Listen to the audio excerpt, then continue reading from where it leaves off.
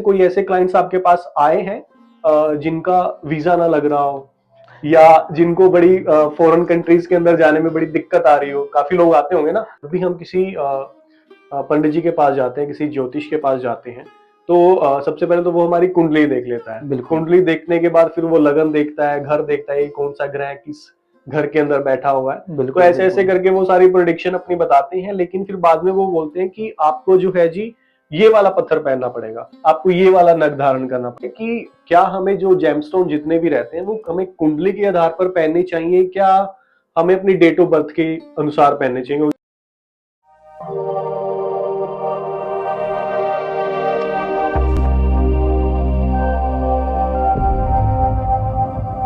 तो हेलो दोस्तों, क्या हालचाल सबके। तो हमारे नए पॉडकास्ट के अंदर आप लोगों का स्वागत है। पिछले पॉडकास्ट को आपने बहुत ज्यादा प्यार दिया, तो इसलिए हम अपने आप को रोक नहीं पाए नया पॉडकास्ट शूट करने के लिए। तो आज जो शख्स हमारे सामने बैठे हैं, इनका नाम है पंडित मनन शर्मा जी। इनको आप बखूबी जानते होंगे। 13 से 14 साल की उम्र में ही इन्होंने एस्ट्रोलॉजी को पढ़ना शुरू कर दिया था, ज्योतिष विद्या को पढ़ना शुरू कर दिया था। तो आज तकरीबन इनको 8 से 10 साल का एक्सपीरियंस हो चुका है, और उसी एक्सपीरियंस के हिसाब से आज हम कुछ आप लोगों के लिए अचूक उपाय भी लेकर आए हैं, और इनसे आज कुछ खास बातचीत भी हम लोग करेंगे। तो चलिए, सबसे पहले तो पंडित मनन शर्मा जी का हम स्वागत करते हैं। बहुत बहुत धन्यवाद आपका बहुत बहुत धन्यवाद हमारे पॉडकास्ट के लिए टाइम देने के लिए पंडित जी। पंडित जी देखिए, जैसे आपने बताया कि 13-14 साल की उम्र से ही आपने शुरुआत कर दी थी ज्योतिष विद्या बिल्कुल पढ़ना शुरू कर दिया था। बिल्कुल। तो थोड़ा सा आप उसके बारे में बता सकते हैं कि शुरुआत कैसे हुई, कहाँ से आपने स्टडी करना शुरू किया था, क्या क्या आपने पढ़ा है, थोड़ा बता दीजिए इसके बारे में। सर्वप्रथम हम अपने इस दूसरे, जैसा कि आपने मुझे बताया कि आज आपके पॉडकास्ट का दूसरा वीडियो है, तो आपके इस पॉडकास्ट के व्यूवर्स ज्ञान के लिए और शुभकामनाओं के लिए भगवती आदिशक्ति से प्रार्थना करते हुए आज की वीडियो को आरंभ करते हैं। खड्गं चक्रगदेषु चापपरिहान शूलं शुण्डं शिरा संघं संदधं करस्त्रिनयनां सर्वाङ्गभूषावृतां नीलावास्मदुतिमासपाददुषकां सेवे महाकालिकां यामस्तुस्पते हरौ कमलजं हन्तुं मधुं कैटभम्। सर्वप्रथम आप सभी प्रिय दर्शकों को और हमारे प्रिय भाई कुशल जी को मेरी तरफ से राधे राधे, आदेश आदेश। जय श्री राधे, जय श्री राधे। तो पंडित जी थोड़ा जैसे मैंने आपको सवाल किया, थोड़ा सा अपनी स्टडी के बारे में भी हमें बता दीजिए और थोड़ा ज्योतिष विद्या का भी बता दीजिए। देखिए, मैंने उस समय में अपने ज्योतिष और कर्मकांड की लाइन को ज्वाइन किया जब एक बच्चा अपने फ्रेंड सर्कल की ओर ध्यान देता है और अपने चाइल्डहुड की तरफ ध्यान देता है। वो समय एक ऐसा होता है कि व्यक्ति कोई भी वर्क नहीं करना पसंद करता, किसी भी काम को नहीं, क्योंकि वो मस्ती का समय होता है एक बच्चे के जीवन का। देखिए, मैंने अपने स्कूल टाइम से ही, जब मैं +2 और 10th के एग्जाम मैंने दिए थे, तो 10th के एग्जाम के बाद ही मेरे फैमिली मेंबर्स ने जो है मुझे, क्योंकि मेरे को एक शौक था भजन गाने का और सिंगिंग का, तो उसको देखते हुए मुझे, क्योंकि देखिए ब्राह्मण कुल से हैं, तो ब्राह्मण कुल में एक तो मुझे जन्म लिया, भाग्य की बात है। और फिर सबसे बड़ी भाग्य की बात है कि मेरे पिछले कर्मों के अनुसार मुझे अपने मालिक के चरणों में सेवा करने का मौका मिला, और उस उम्र में सेवा करने का मौका मिला जिस उम्र में एक बच्चा जो है अपने लक्ष्य की ओर, एक कैरियर की ओर, अपने एम की ओर जो है ध्यान करता है और अपने फ्रेंड सर्कल की ओर ध्यान करता है। मैंने 10th के स्कूल में जो है पेपर के बाद मैंने +1 से ही जो है हाफ डे में, जिसको हम रिसेस कह देते हैं, उस टाइम में जो है प्रिंसिपल सर से मैंने बात करके टाइम पीरियड अपना बांध लिया था कि मैं जो है रिसेस तक जो भी मेरे स्कूल में जो भी पीरियड्स लगते थे उनको मैं अटेंड करके उसके बाद जो है मैं अपने ही नियर अबाउट हमारे जो होम टाउन के पास हमारे वेदपीठ है, सरस्वती वेदपीठ है, वहाँ पर मैंने अपने ज्योतिष का और साथ में कर्मकांड का, पूजा पाठ का जो है मैंने वहाँ पे अपने गुरुजी पूजनीय गुरुदेव अश्विनी भारद्वाज जी से शिक्षा ग्रहण की। 19 में और 20 में जो है कोरोना का जो है बहुत बड़ा कहर आया था, तो उस समय जो है मैंने इस अपनी विद्या को जो है कुछ कोरेस्पोंडेंस, जो आजकल हम ऑनलाइन कह देते हैं, ऑनलाइन शिक्षा ली, जो कि हमारे हरिद्वार में स्थित बहुत बड़ी ऊंच संस्था है देवगुरु बृहस्पति ज्योतिष संस्था,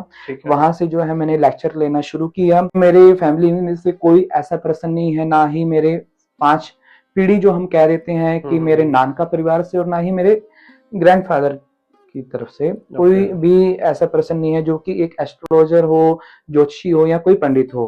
बेसिकली सभी जो है गवर्नमेंट एम्प्लॉयज हैं या फिर बिजनेस बन रहे हैं। तो मैंने अपने पैर पर स्टैंड होने के लिए जो है मैं गुजरात गया, हरिद्वार गया, वहां पे मैंने पूजा पाठ किए, क्योंकि स्टार्टिंग में मैंने पहले पूजा पाठ का ही वर्क किया, कर्मकांड का वर्क किया, और उसके बाद फिर मैंने बिगिनिंग की ज्योतिष की, एस्ट्रोलॉजी की।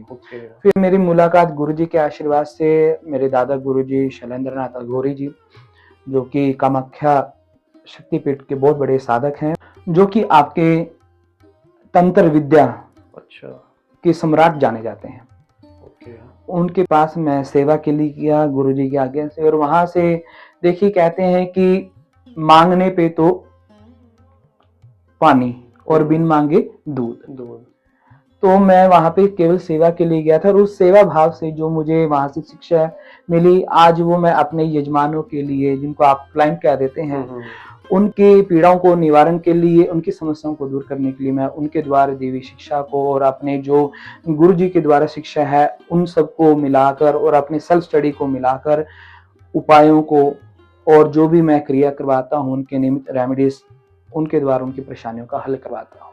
ठीक है। तो देखिए, जैसा कि आपने बताया अभी कि आपको 8-9 साल का भी एक्सपीरियंस हो गया है। जी बिल्कुल। और जैसे हमारी कैमरे से पहले हमारी बातचीत हो ही रही थी ऑन करने से पहले कि आपके जो है अभी तक 50 से 60 हजार ऐसे यजमान हैं, जो क्लाइंट्स हैं, जो वो अभी तक मतलब आपके बताए उपायों से इंजॉय कर रहे हैं अपनी लाइफ, बढ़िया तरीके से परेशानियों को मिटा दिया है उनके आपके उपायों ने। ठीक है, तो एक चीज मेरे को आप पहले तो ये बता दीजिए कि 50-60 हजार यजमानों के अंदर से आपके पास काफी ऐसे क्लाइंट्स जो होंगे, विदेशों के भी होंगे या देशों के भी होंगे, तो उनमें से कोई ऐसे क्लाइंट्स आपके पास आए हैं जिनका वीजा ना लग रहा हो या जिनको बड़ी फॉरेन कंट्रीज के अंदर जाने में बड़ी दिक्कत आ रही हो? काफी लोग आते होंगे ना, जैसे हमारे एरिया के अंदर आप देखिए कि काफी ऐसे ऑफिसेस खुल चुके हैं, इंस्टीट्यूट खुल चुके हैं कि भाई आप बाहर जाना है तो यहाँ से ये स्टडी करिए, आप बाहर चला जाइए, वीजा लगना है तो ये स्टडी करिए।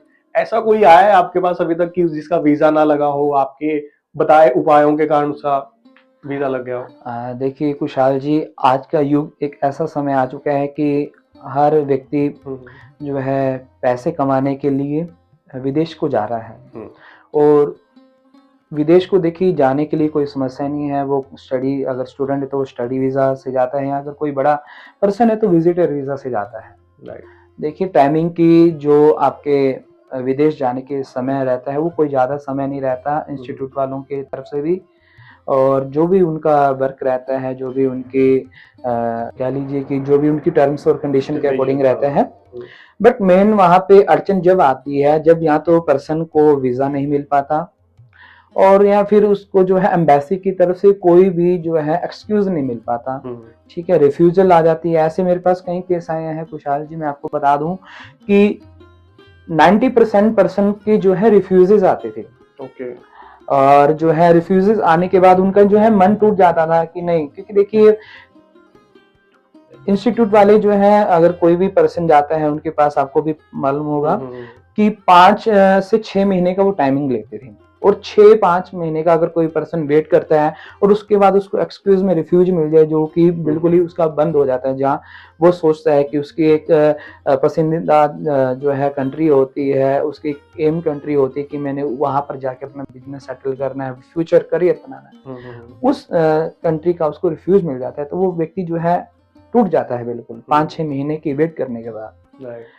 तो उस समय जो है उस पर्सन को जो है बिल्कुल ही मन में जो है हो जाता है कि मैं क्या ऐसा कार्य करूं कि मेरा जो है विदेश का काम बन जाए। क्योंकि देखिए 6 महीने की वेट पर्सन दोबारा नहीं कर पाता। उसके लिए क्या कहते हैं कुशाल जी, पर्सन जब हमारे पास आता है, वो क्लाइंट, वो यजमान हमारे पास आता है कि पंडित जी ऐसे ऐसे करके हमारे साथ बात हुई है और बहुत परेशानी हुई है, कि देखिए मन में डिप्रेशन हो जाता है 5-6 महीने के बाद, क्योंकि सभी फ्यूचर को देखते हुए चलते हैं पर्सन आज के समय में। तो जब वो हमसे क्वेश्चनिंग करते हैं कि हमारे साथ ऐसा क्यों हुआ कि हम विदेश में नहीं जा पा रहे हैं, क्यों हमारा वीज़ा नहीं लग पा रहा और क्यों हमें जो है एम्बेसी से ऐसे एक्सक्यूज़ मिल रहे हैं रिफ्यूज टाइप से।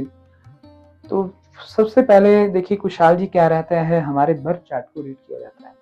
ठीक है। जिसको अगर मैं आपको बताता हूँ तो जन्म लगन कह देते हैं। हम्म। जो हमारे ज्योतिष का सबसे पहले जो जन्म पत्रिका का जो एक अध्ययन का मुख्य वे है, ठीक है। जिससे हम किसी भी पर्सन की जो है उसके प्रश्नों के द्वारा एनालाइज करके प्रेडिक्शंस करके हम बताते हैं कि आपको जो समस्या है इस कारण से समस्या है और आपको ये उपाय करने पर उस समस्या का निवारण इतने समय के अंदर आपको मिल जाएगा। ठीक है। तो हम उनकी कुंडली को प्रिडिक्ट करते हैं, एनालाइज करते हैं। अगर किसी के पर्सन के पास डेट ऑफ बर्थ टाइम नहीं होता तो उनका जो है प्रश्न लगन लगाया जाता है, जिसमें केवल उनके कुछ 2 या 3 प्रश्नों का ही जवाब दिया जाता है। ठीक है। इसमें थोड़ा सा बीच में आपको ये पूछना चाहूंगा, कोई आप एग्जाम्पल के तौर पे बता सकते हैं कि मेरे पास कोई ऐसा क्लाइंट आया था जिसकी कुंडली के अंदर ये दोष था तो मैंने ये उपाय बताया तो उसका हो गया, सो दैट की थोड़ी एक क्लैरिफिकेशन हमारे दर्शकों को मिल जाए कि अगर बाय चांस उनकी भी कुंडली में ये चीज, अगर वो किसी ब्राह्मण के पास जाते हैं पूछने के लिए, अगर उनको ये दोष मिल जाए तो वो आपके बताए उपाय को कर ले तो उनका भी वारा न्यारा हो जाए, वीजा लग जाए। बिल्कुल, देखिए बहुत अच्छा आपने कहा कि हमारे उपाय द्वारा भी जो है उनका अगर काम सिद्ध होता है तो ये हमारे इष्ट की कृपा रहती है। देखिए ज़्यादातर जो है एनालाइज में जो है मिलता है, सबसे बेसिकली कालसर्प दोष मिलता है। ओके। ठीक है, कालसर्प दोष एक ऐसा दोष है जो कि हमारे एक मुख्य दोष के कारण जो है कुंडली में जन्म लेता है, जो कि एक जैसे पेड़ की जड़ होती है, जब तक जड़ नहीं आपकी मिट्टी को पकड़ती, सोइल को पकड़ती, तब तक वो जो है पेड़ नहीं बनता। वैसे जो ये कालसर्प दोष है, ये एक ऐसा दोष है जो कि आपके सभी ग्रहों का जो है प्रभाव जो है चूस लेता है। ओके। ठीक है, उनका जो भी नेगेटिव है, पॉजिटिव प्रभाव है वो चूस लेता है। वो क्या करते हैं, देखिए कालसर्प दोष के अंदर राहु और केतु के मध्य जब सभी ग्रह आ जाते हैं तो वो बलवान हो जाते हैं, राहु केतु। तो देखिए आप एक स्ट्रॉन्ग पर्सन है और उसके आसपास कोई कमजोर व्यक्ति होगा तो वो उसको दबाएगा। ठीक है, उसको कमजोरी को उसकी को पकड़ लेता है वो। वैसे राहु और केतु के जब मध्य सभी प्लैनेट्स आपके आ जाते हैं तो वो उनका प्रभाव, चाहे वो पॉजिटिव चाहे वो नेगेटिव है, वो पर्सन को मिलने ही नहीं देते। और ये कारण जो है 90% मिलता है कि कुंडलियों में कोई भी है, इवन अब्रॉड का नहीं, कोई भी वर्क रहता है पर्सन का, उसमें उसको स्टेबल नहीं होता, वो जो है उस वर्क सक्सेस नहीं प्रदान कर पाता। उनके जो है मुख्य उपाय देखिए काफी उपाय रहते हैं, लाल किताब के उपाय हैं, रावण संहिता के उपाय हैं। ठीक है, और जो मैं उपाय अपने पर्सनली बताता हूँ जिससे यजमानों के कार्य होते हैं, देखिए कुशाल जी इस मुख्य जो दोष का उपाय है, सर्वप्रथम देखिए इस दोष के अंदर जो है परिवार के ऊपर नाग दोष लगा होता है, क्योंकि काल प्लस सर्प। ठीक है, इस दोष में जो है नाग का पूजन होता है मेन। ठीक है, भगवान महादेव जी का जो उनकी गण है नाग देवता है, उनका पूजन होता है। इसमें जो है मेरे द्वारा अपने क्लाइंट्स का रुद्र अभिषेक करवाया जाता है। ठीक है, रुद्र अभिषेक करवाया जाता है जिससे जो है महादेव प्रसन्न होते हैं। और जब कालों के काल महाकाल प्रसन्न हो जाते हैं तो जन्म कुंडली में चाहे वो कालसर्प दोष हो, चाहे वो डाकनी दोष हो, चाहे वो प्रेत दोष हो, अंगारक दोष हो, चंडाल दोष हो, कितने अन्य दोष हो, उन सभी का प्रभाव शांत हो जाता है। तो मैं आपको यही रेफरेंस करूंगा कि जो है महादेव जी की ही शरण में आपके जो भी व्यूवर्स हैं वो जाएं, जिनसे उनका जो है काम सिद्ध हो। और इनके द्वारा जो है नाग पंचमी एक मुख्य तिथि बताई जाती है, नागों की तिथि। उसमें मां मनसा देवी के मंदिर में जाके, मां मनसा देवी, क्योंकि नागों की देवी मां मनसा देवी बताई गई है, उनकी पूजन करें। और हो सके पॉसिबिलिटी है, देखिए आजकल सभी पॉकेट को देखते हैं, अगर हो सके तो देखिए चांदी के नाग नागिन जो है महादेव जी के ऊपर नाग पंचमी के दिन अर्पण करें, या फिर बहते हुए पानी में, जहाँ रिवर हो, पौंड हो, जहाँ पे पानी मिल जाए वहां पर वो जो है अपने सर से क्लॉकवाइज घुमाकर पानी में प्रवाह कर दें। ठीक है, ये मेरे द्वारा मेन जो है रेमेडीज रेफरेंस रहती है अपने यजमानों के लिए, क्लाइंट्स के लिए, जिनसे इष्ट की कृपा से जो है उनके कार्य सिद्ध होते हैं। ठीक है, तो जैसा पंडित जी ने बताया कि अगर आपका भी रिफ्यूजल आ रहा है वीजा के अंदर और वीजा टाइम से नहीं आ रहा है या लेट होता जा रहा है तो पंडित जी के द्वारा बताए गए उपायों को जरूर कीजिएगा, और अगर उपाय काम कर जाते हैं तो हमें कमेंट सेक्शन में जरूर बताइएगा। तो बहुत ही अच्छे पंडित जी आपने उपाय बताए हैं। तो चलिए अब चलते हैं हमारे नेक्स्ट सवाल की तरफ, क्योंकि हमारे पास सवालों की लिस्ट जो है वो बहुत लंबी है और थोड़ा सा ये पॉडकास्ट लंबा भी होने वाला है। तो प्लीज बैठे रहिएगा, बढ़िया बढ़िया सवाल आते रहेंगे और बढ़िया बढ़िया आपको उपाय भी मिलते रहेंगे, और क्या चाहिए आप लोगों को। तो देखिए पंडित जी, नेक्स्ट सवाल की तरफ हम बढ़ते हैं। तो हमारा दूसरा सवाल पंडित जी ये है कि जब भी हम किसी पंडित जी के पास जाते हैं, किसी ज्योतिष के पास जाते हैं, तो सबसे पहले तो वो हमारी कुंडली देख लेता है। कुंडली देखने के बाद फिर वो लगन देखता है, घर देखता है, कौन सा ग्रह किस घर के अंदर बैठा हुआ है। तो ऐसे ऐसे करके वो सारी प्रेडिक्शन अपनी बताते हैं, लेकिन फिर बाद में वो बोलते हैं कि आपको जो है जी ये वाला पत्थर पहनना पड़ेगा, आपको ये वाला नग धारण करना पड़ेगा। बिल्कुल। या अगर मैं सिंपली बताऊं तो आपको गोमेद पहनना पड़ेगा, नीलम पहनना पड़ेगा, पुखराज पहनना पड़ेगा। बिल्कुल बिल्कुल। तो ये जो जेमस्टोन है, क्या वाकई में पहनने से इनको कुछ लाइफ में कुछ चेंज हो सकता है, या सिर्फ वहम है इंसान का अपना? क्योंकि देखिए पंडित जी के पास, कहीं किसी भी ब्राह्मण के पास चले जाइए, वो जेमस्टोन बोल ही देता है पहनने के लिए कि इस उंगली में ये डाल लीजिए, उस उंगली में ये डाल लीजिए। तो आपके क्या विचार हैं इसके बारे में? देखिए कुशाल जी, ये जो आपने क्वेश्चनिंग किया है, ये आज की टाइमिंग में सभी पर्सन्स के माइंड में आता है। क्योंकि देखिए जेमस्टोन यानी कि जो एक साधारण पत्थर रूप में ही होते हैं, राइट, ठीक है। तो उनको धारण करना किसी भी व्यक्ति के बस की बात नहीं है, क्योंकि देखिए जो पुखराज है, नीलम है, डायमंड है, हीरा, ये जो है काफी कॉस्टली रहते हैं, ठीक है। और एक पत्थर, आपने जो मुझसे क्वेश्चन किया कि पत्थर कैसे कार्य करता है और पत्थर क्या हमने डालना आवश्यक है या नहीं है। देखिए सर्वप्रथम जब भी कोई कंसल्टिंग के लिए एस्ट्रोलॉजर के पास जाता है, तो एस्ट्रोलॉजर जो है आपके कुंडली के जो भी आपकी क्वेश्चनिंग्स रहते हैं, उस क्वेश्चनिंग के द्वारा वो उनको एनालाइज करते हैं। जब वहां पे उनको कुछ कमी दिखती है, किसी प्लेनेट की या कोई भी कमी दिखती है, आप एक्सपोज कीजिए कि आपको हेल्थ इश्यूज आते हैं बहुत ज्यादा।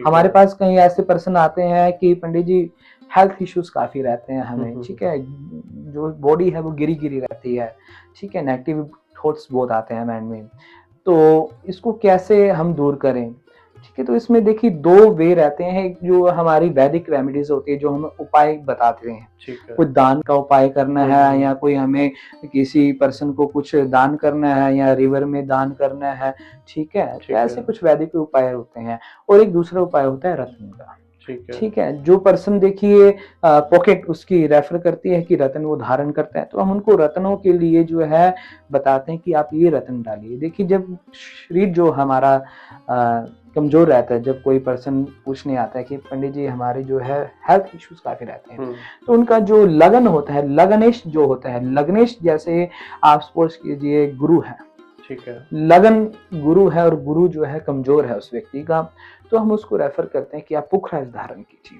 ठीक है। आप पर्सन का क्वेश्चनिंग आता है, देखो पुखराज श्रीलंकन हो या बैंकॉक का हो, कॉस्टली तो देखिए है। अगर हम कोई सामान ले रहे हैं लाइफ के लिए अपनी, तो देखो पैसा सबसे बड़ी बात है, ठीक है। और आज के समय में देखिए पैसे से बड़े कुछ नहीं है, क्या ना, एक मूवी का डायलॉग है, ना बाप ना रुपया, सबसे बड़ा रुपया, ना बाप बड़ा ना भैया। भैया बिल्कुल। देखिए हम मूवीज वगैरह नहीं देखते तो इतना डायलॉग नहीं, लेकिन माइंड में था, ठीक है। तो देखिए अब हम कोई भी चीज है, इवन हम कपड़े डालते हैं, ठीक है, फोन लेते हैं, जैसे आपने टैबलेट लिया हुआ है एप्पल, तो देखिए कोई भी वर्क है तो पर्सन कहता है कि यार एक बार ही पैसा लगा लो, अच्छा पैसा लगा लो, ताकि हमें लाइफ लॉन्ग रहे। तो देखिए अगर आप पुखराज को लेते हो तो कम से कम 50,000 से प्लस का पुखराज जो है बहुत अच्छी कंडीशन में, वेल कंडीशन में आता है, अनहीटेड, ठीक है। और उसको धारण करना आज के टाइम में बहुत ही रेयर चांस होता है कि पर्सन कर लेता है। अगर कोई धारण भी कर लेता है तो देखिए धारण करने की क्या क्रिया रहती है। तो विशाल जी जो ग्रहों का देखिए हम बताते हैं, जैसे मैंने आपको लगन का बताया, एक एग्जांपल देंगे कि गुरु आपका लगन है और गुरु कमजोर है, जिसके कारण जो है आपको बहुत ज्यादा हेल्थ इश्यूज देखने को मिल रहे हैं, ठीक है। और देखिए क्या होता है, जो एक पत्थर यानी कि हमारे जेमस्टोन रत्न जो है हमारे बॉडी का जो ओरा होता है, जो ओरा स्ट्रक्चर होता है, जिस प्रकार देखिए रेनबो बना होता है, जो वायुमंडल में सतरंगी रेनबो बना होता है, ठीक है ना, उसी प्रकार हमारे शरीर, हमारे ओरा के ऊपर भी 7 रंग की तरंगे होती हैं, ठीक है। उन तरंगों में से जिन तरंग का कलर हल्का हो जाए या कमजोर हो जाए, ठीक है, तो उनको जो है वो पावर देता है रतन। ओके, ठीक है, तो उससे जो है ओरा हमारा पॉजिटिव होता है, ओरा हमारा इंक्रीज होता है, जिससे ओरा इंक्रीज होने से जो प्लैनेट हमारा इन होरो चार्ट कमजोर है, कमजोर अवस्था में, उनको पावर मिलना शुरू हो जाता है। ठीक है, तो वो गोचर में अपना शुभ फल प्रदान करना शुरू हो जाता है। Day by day step by step जो है आपका जो है हेल्थ इश्यूज सही होने लग जाते हैं, या हेल्थ इश्यूज है, कोई भी उस प्लैनेट से रिलेटेड प्रॉब्लम्स हैं, वो आपकी सॉल्व होना शुरू हो जाती है, क्योंकि वो एक कमी को पूरा कर देता है। ओके, ठीक है, जैसे हमारे गाड़ी है, एक कार है, कार में देखिए 4 टायर है और एक टायर में हवा कम है। ठीक है, तो हम क्या करते हैं, उसको पंचर लगा के उसकी कमी को पूरा कर देते हैं, या फिर उसको स्टेपनी को चेंज कर देते हैं। ठीक है ना, तो वैसे ही देखिए एक ओरा जो है, उसको जो भी उसमें कमी है, उस कमी को दूर करने के लिए जो है हम रेफर करते हैं जेमस्टोन धारण कीजिए। ठीक है, और अगर कोई पर्सन जेमस्टोन नहीं धारण कर पाता तो हम उसको रेफर करते हैं कि रेमेडीज कीजिए जी। ठीक है, तो पंडित जी इसी के बीच में एक सवाल निकल के ये आता है कि क्या हमें जो जेमस्टोन जितने भी रहते हैं वो हमें कुंडली के आधार पर पहनने चाहिए, क्या हमें अपनी डेट ऑफ बर्थ के अनुसार पहनने चाहिए? क्योंकि काफी यूट्यूब पे आप वीडियोस देखोगे तो आपको बता देंगे कि 3 नंबर वाले ये चीज पहन ले, 6 नंबर वाले ये पहन ले, 8 नंबर वाले ये पहन ले। वो कहाँ तक राइट है? क्योंकि आजकल लोग क्या सोचते हैं कि यूट्यूब को ही ब्राह्मण समझ लेते हैं कि कुछ भी सर्च करेंगे यूट्यूब पे आ जाएगा, वो रेमेडीज अपनाना शुरू कर देंगे या कुछ कर देंगे। चार्ट पढ़ना, प्रेडिक्शन करवा के सब चीजें करना, किसी ब्राह्मण के पास में बैठ के अपनी सारी चीजें पूछना, तब जाके ये पहनना चाहिए या यूट्यूब पे देख के ही पहन ले? देखिए खुशहाल जी, आज के समय में सबसे पहले देखिए कोई भी पर्सन है जो टाइमिंग नहीं है किसी के पास कि वो एक अपनी लाइफ से टाइम निकाले कि किसी एस्ट्रोलॉजर के पास, उसके ऑफिस में या कहीं भी जहाँ पे एस्ट्रोलॉजर को मीट करते हैं, वो उनके पास जाके उनसे रेफरेंस लें। ठीक है, उनसे प्रेडिक्शंस करवाएं भी क्या है क्या नहीं हमारे लाइफ में। ठीक है, तो पर्सन क्या करते हैं कि आजकल जो ये मोबाइल्स आ चुके हैं हमारे पास, ठीक है, तो उन पे क्या करते हैं, वो गूगल कर देते हैं।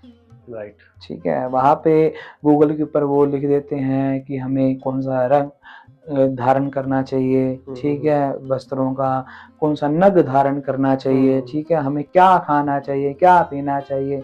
ठीक है, हमें किस दिन कहाँ पे जाना चाहिए, वटएवर वो भी जो भी सर्च करते हैं, पर जो वो अपने मेन वर्क के लिए सर्च करते हैं। लाइक जैसे आपने अभी मुझसे पूछा कि जेमस्टोन धारण करने के लिए, तो देखिए न्यूमरोलॉजी वे भी आती है जेम धारण करने के लिए, राशि फल भी आते हैं जिनको हम मून सन कह देते हैं।